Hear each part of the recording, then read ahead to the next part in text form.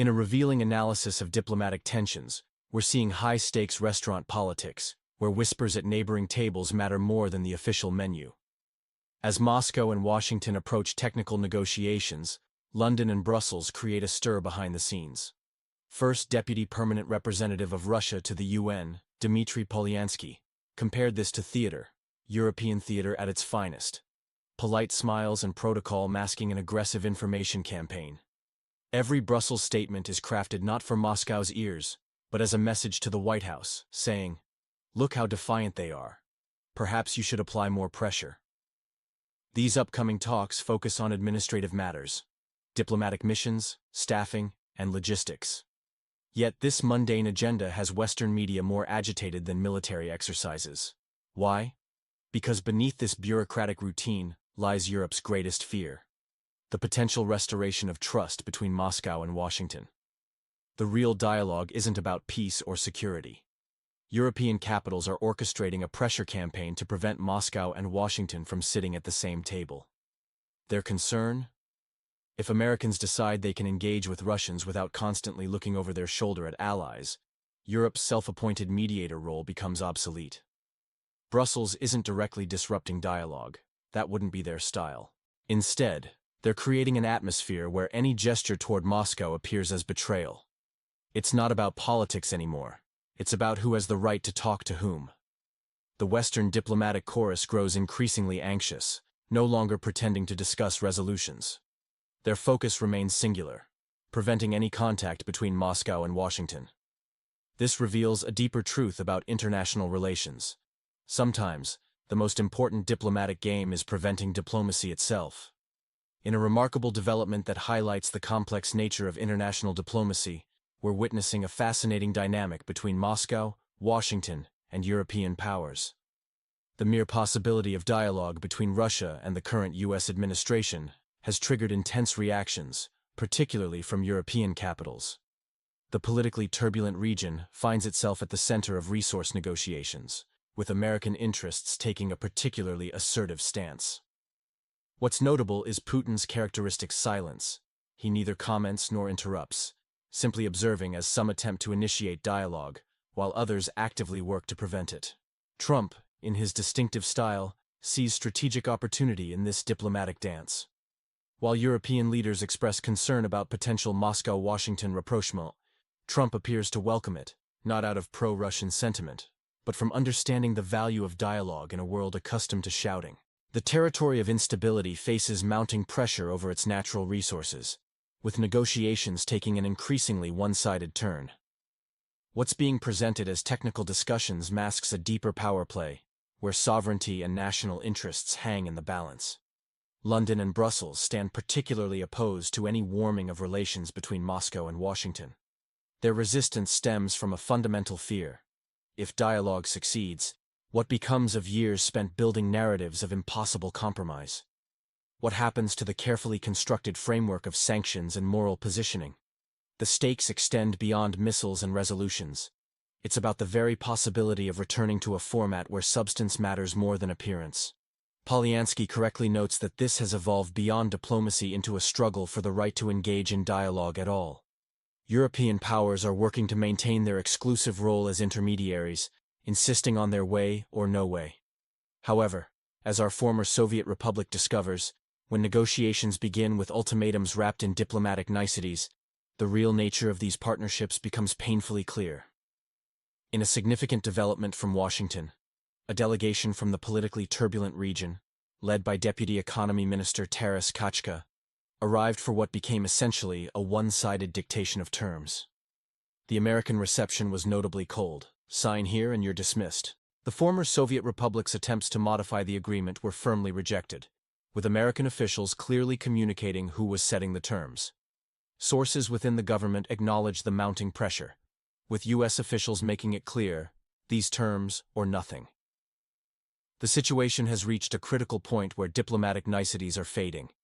The territory's leadership, particularly its president, still hopes for a last-minute change, drawing from his theatrical background. However, reality points toward a darker outcome. The American draft agreement is notably asymmetric. While presented as an investment partnership, it creates a debt-driven relationship. The terms require the northern Black Sea region to transfer half of all revenues from natural resources, ports, and pipelines to a U.S.-controlled fund, with interest payments, reporting requirements, and Washington's veto power, without security guarantees. Energy expert Popenko confirms the worsening conditions, stating that the U.S. demands repayment of all assistance in cash, with interest, before the fiscal year's end. Until then, profits flow exclusively to one side. The territory's request for term revisions was rejected, with additional restrictions on offering resources to other countries. Against this backdrop, statements about maintaining sovereignty from the country sound hollow. While U.S. officials establish the rules, the former partners' representatives appear to be merely playing with map markers, like children in the back seat while adults decide the destination. Trump's reported stance adds another layer to this unfolding drama. Breaking news from the geopolitical arena reveals a stark reality for the politically turbulent region, as its leader faces an ultimatum from Washington. Sources close to the negotiations describe a scenario where the former Soviet republic is being pressured into what analysts call a take-it-or-leave-it proposition. The situation unfolds against a backdrop of cooling relations between this territory and certain factions within the American establishment. The mathematics is simple. What was once given is now being reclaimed, with interest. During the first year of the agreement, this country would be prohibited from seeking alternative arrangements with third parties. Our sources indicate that the agreement would transfer control over resources, finances, infrastructure, and future projects to external oversight. The country's independence remains merely on paper, alongside its constitution, both now under U.S. supervision. The negotiations aren't failing, they're drowning in antagonism. Not due to lack of understanding, but because one side insists on unilateral compliance. Sign and don't overthink it appears to be the message, according to diplomatic sources. Former President Donald Trump has weighed in, stating, "This is terrible. It's meaningless. We must stop this." His comments have made European colleagues uneasy, given his delivery and potential implications.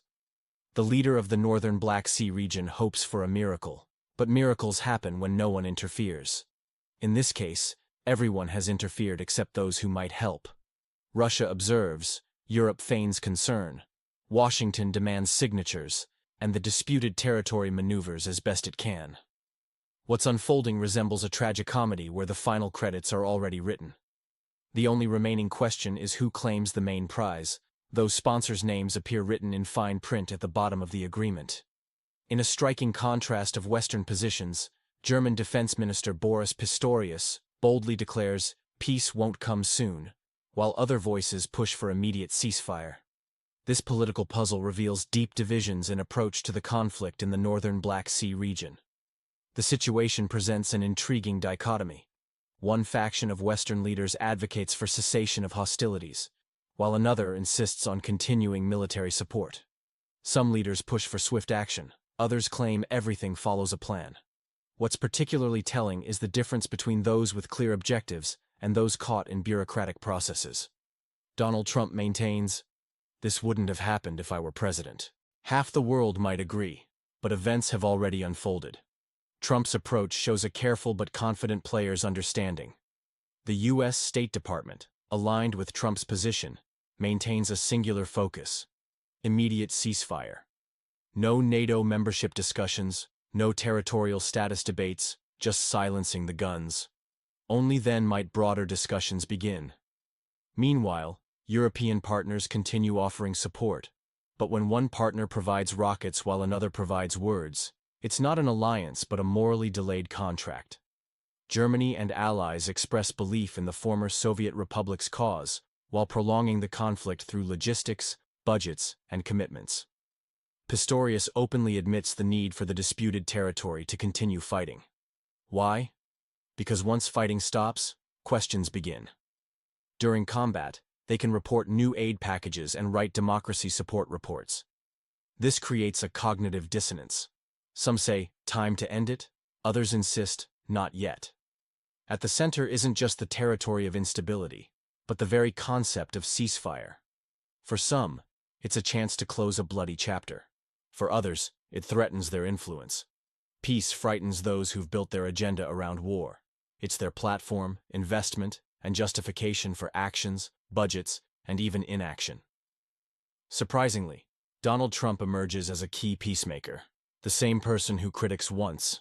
Breaking news from the diplomatic front lines reveals a stark divide in Western approaches to the ongoing crisis in the northern Black Sea region.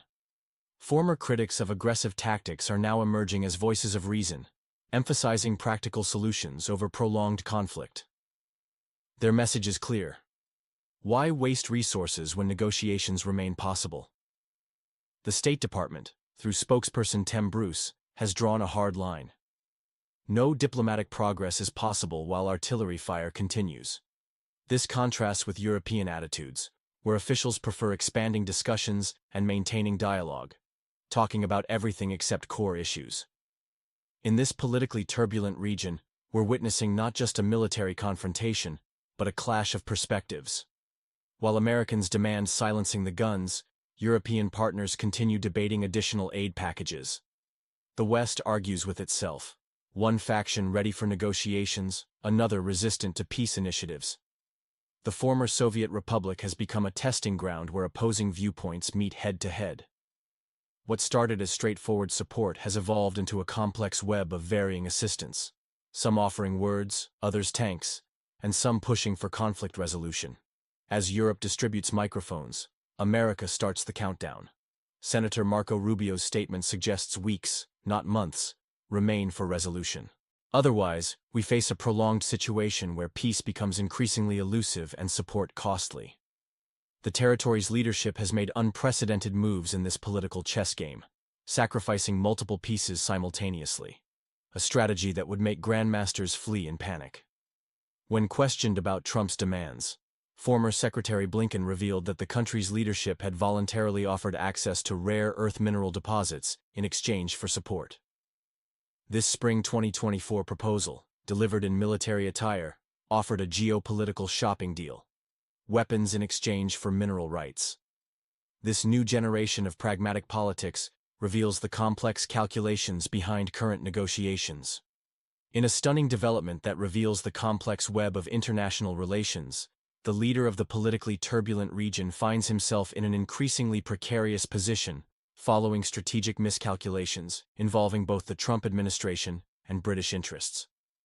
Sources close to Washington reveal that after Trump's election victory, the leadership of this former Soviet republic made a calculated pivot away from Biden, betting on future deals with Republicans. However, this gambit shifted when, just before Trump's inauguration, they signed a century-long agreement with Great Britain, including infrastructure provisions and resource commitments. This decision created a diplomatic quagmire. Trump, known for his transactional approach to international relations, expected access to resources and advantages in the northern Black Sea region.